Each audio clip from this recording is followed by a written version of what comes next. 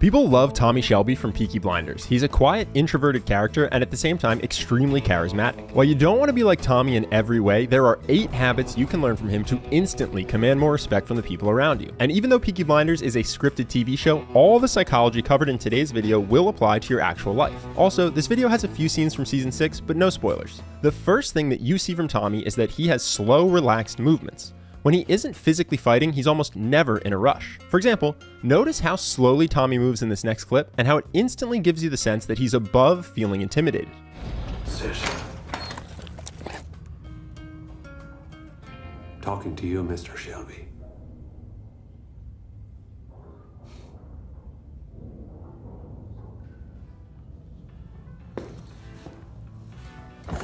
When you move slowly and comfortably in a situation where most people would be stressed, it shows that you don't feel scared or pressured.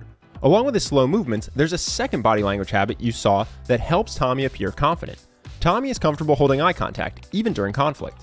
Right, he's the oldest, you're the thickest. I'm told the boss is called Tommy, and I'm guessing that's you, because you're looking me up and down like I'm a tart. I want to know what you want. Well, you're gonna die. Right here.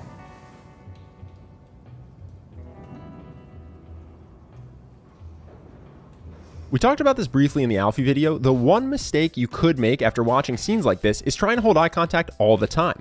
But holding eye contact during conflict can actually escalate the tension if neither of you is willing to break. So the goal isn't to never break eye contact, it's just to know what your behavior signals to other people. Hold if you want to show you aren't intimidated. Look down if your priority is to de-escalate. And if you want to diffuse the situation without projecting fear or discomfort, you can hold eye contact for 3 to 5 seconds and then break to the side instead of down. At a high level, Tommy's ability to command respect in moments of conflict comes from the fact that he's not reactive to hostility. Notice how much confidence Tommy can project without even speaking.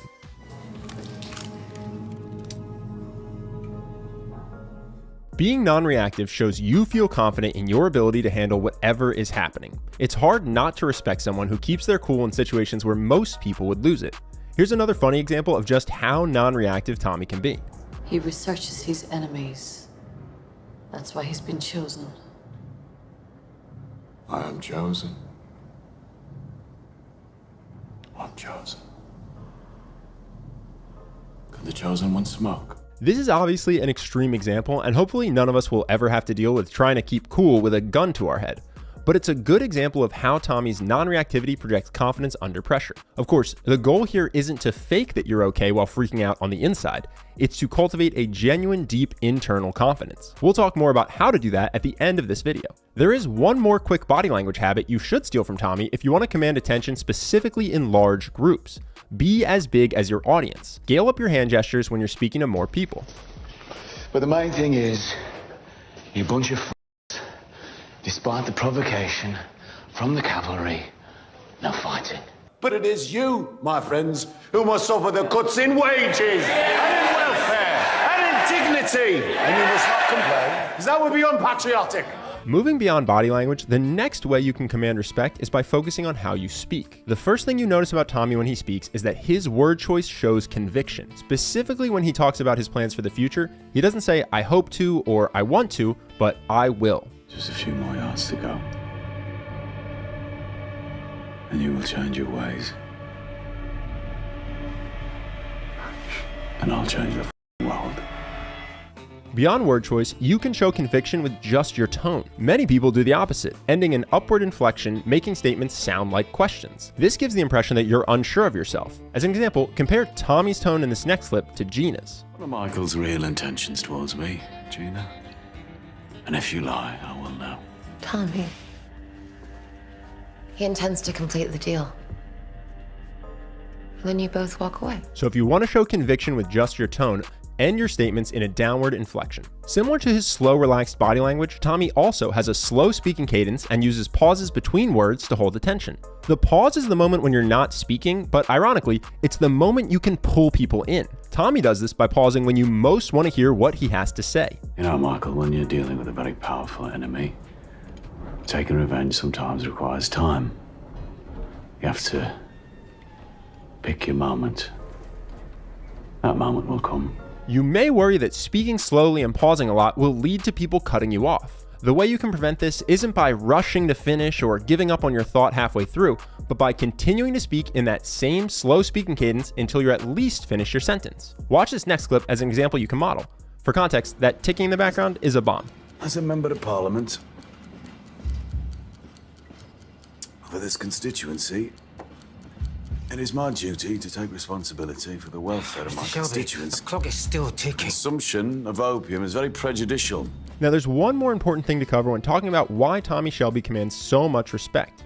He doesn't have to shout or raise his voice because either he knows what you desperately want and can give it to you, or he knows what you desperately fear and can prevent it. So his quiet words carry massive weight. As an example, let's go back to earlier in that Chosen One scene when they first threatened Tommy. You were one decision away from death, Mr. Shelby. So stop smiling. Tommy projects confidence because of everything we've spoken about so far in this video. But why is he able to be so calm and non-reactive under pressure? Because he knows he's not actually in danger. Watch why. Your name is Irene O'Donnell. You have a son at the Cherrywood Road School in Harborne. He has arms on his legs. His name is Sean. He comes last in every race. Poor boy. Poor boy if the race was important. We touched on this in our first Tommy video, and it's one of his defining features. He wields tremendous power over people using carrot stick motivation. Now obviously, we don't want to be threatening to murder children, so how on earth can you actually apply this to your own life? Well, let's say you want a raise or a promotion from work. A lot of people would just go in and say, hey boss, I've been working here a long time, I would really like a raise, can I have more money? Very focused on I, not very persuasive. How could instead you apply carrot stick thinking? You could say, hey boss, I feel like I can add more value to the company and play at a higher level. What would you need to see from me in the next 3 months to promote me? Work with your boss to create a concrete list. Then nail everything on that list. At the same time, go out and get other job offers. In 3 months, you can show all the value you've created for your boss. Carrot.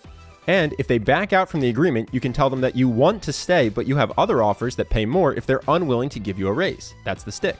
No murdering of children involved. Now, while that plan is extremely likely to work, most people don't have the confidence to execute it. You might think that building that kind of confidence will take you a long time. Or maybe you even think it's impossible for you, that you could never actually build deep internal confidence. But building confidence is way easier than you think. With the right game plan, you can become significantly more confident in just a few weeks. If you want the fastest way I know to take your confidence and charisma to the next level, you should check out our program, Charisma University. Rather than tell you about the program myself, here are a few things that past members have said. I've been interviewing for jobs recently, I went through the confidence practices right before, and I hit the interview out of the park. It allowed me to focus on the first impression and establish rapport right from the start. Charisma University has made a huge difference for me because it taught me the power of connecting with the person you are speaking with. This next one comes from a guy who got promoted to a senior position early in his career. He says, I don't even have a bachelor diploma, yet they want me to fill this position, and when asked why, this was the answer. You have great social skills, which is rare for an engineer. You can think quick on your feet, and you are open and self-assured in your demeanor. Thank you so much for all that you have taught me. You have truly changed my life because without CU, I wouldn't have qualified for that position in a million lifetimes.